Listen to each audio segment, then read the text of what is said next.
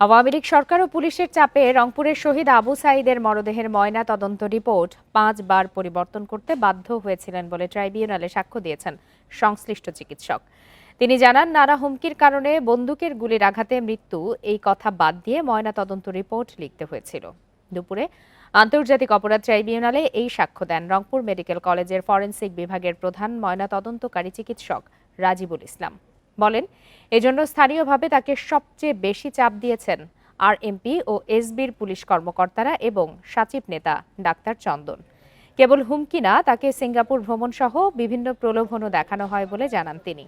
এছাড়া ট্রাইব্যুনালে আজ আরও 3 জন সাক্ষ্য দিয়েছেন। এ নিয়ে শেখ হাসিনার বিরুদ্ধে 7 দিনে মোট 20 জনের সাক্ষ্য গ্রহণ সম্পন্ন হয়েছে। এই মামলায় শেখ হাসিনার সাথে সাবেক স্বরাষ্ট্রমন্ত্রী আসাদুজ্জামান খান ও সাবেক আইজিপি চৌধুরী আব্দুল্লাহ আল মামুনকেও আসামি করা হয়েছে।